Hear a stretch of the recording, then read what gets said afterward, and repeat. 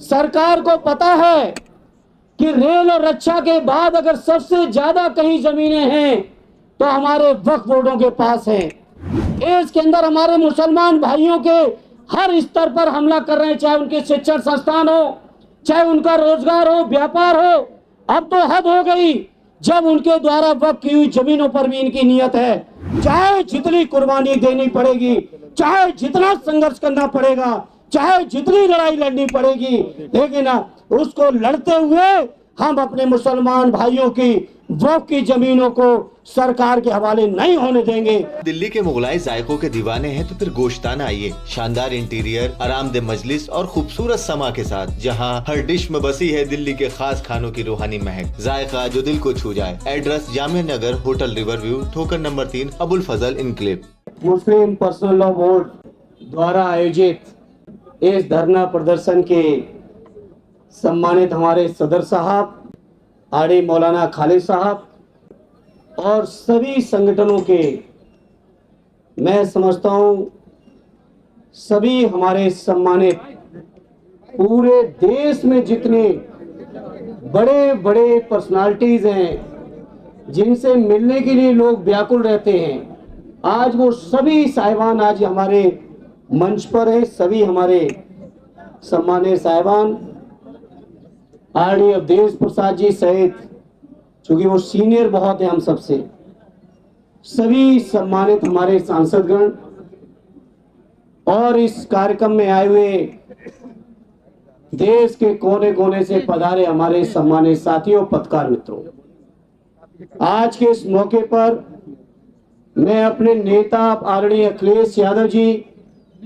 और अपनी party Samajwadi party की ओर से आप सभी को यकीन और विश्वास दिलाने आया हूं कि समाजवादी पार्टी आखिरी सांस तक इस बिल के खिलाफत में लड़ेगी। आपको यकीन और भरोसा और विश्वास दिलाना चाहता हूं। बिल के इंट्रोडक्शन से लेके जेपीसी से लेके जहां जहां तक ये बिल चला और जहां तक ये बिल जाएगा, चाहे संसद में दोबारा आए, चाहे न्यायालय तक जाना पड़े, हर स्तर पर समाजवादी पार्टी आपके हर फैसले के साथ मजबूती से खड़ी है साथियों। और आपको यकीन दिलाते हैं समाजवादी पार्टी को चाहे जितनी कुर्बानियां देनी पड़े, हमारे नेता आदमी अखिलेश यादव जी को चाहे जितनी भी झेलना पड़ेगा, लेकिन इस बिल को हम लोग अपना बस रहते कभी पास नहीं होने देंगे। ये हम आपको यकीन और भरोसा दिलाते हैं।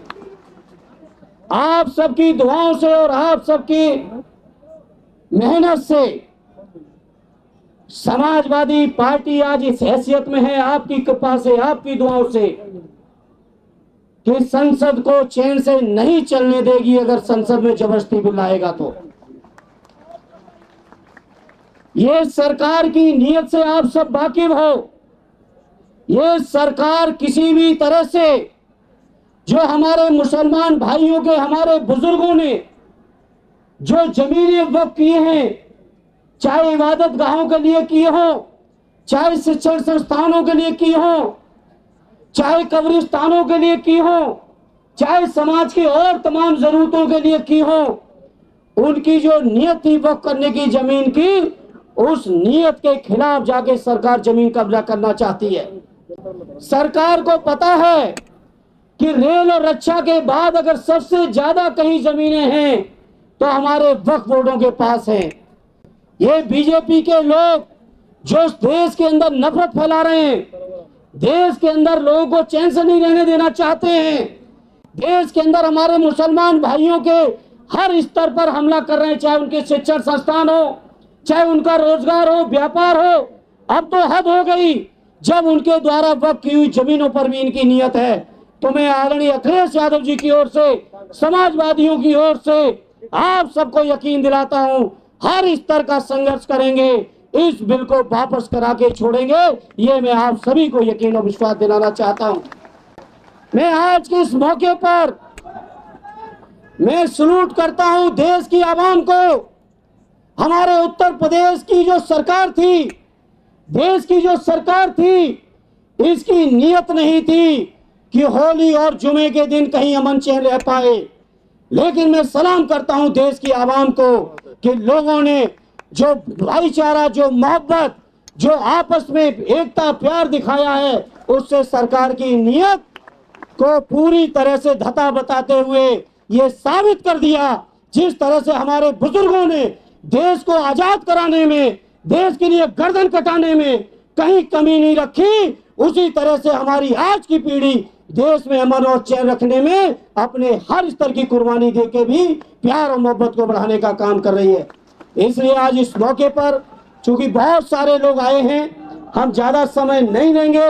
इस मौके पर मुस्लिम पर्सनल लॉ बोर्ड के आरडी खालिद साहब से लेके मौलाना उस्मानी साहब से लेके सभी सम्मानित पदाधिकारियों का मैं शुक्रगुजार हूं कि उन्होंने मुझे मौका दिया अपनी बात को रखने का, और इतने आवाम के बीच देश की मीडिया के सामने एक बार फिर आदरणीय अखिलेश यादव जी की ओर से आपको यकीन दिलाते हुए, चाहे जितनी कुर्बानी देनी पड़ेगी, चाहे जितना संघर्ष करना पड़ेगा, चाहे जितनी लड़ाई लड़नी पड़ेगी, लेकिन उसको लड़ते हुए हम अपने मुसलमान भाइयों की वक्फ की जमीनों को सरकार के हवाले नहीं होने देंगे। ये आपको यकीन, विश्वास और भरोसा दिलाते हुए एक बार फिर सबका शुक्रिया अदा करते हुए अपनी बात को विराम देता हूँ। जय हिंद, जय भारत, जय समाजवाद।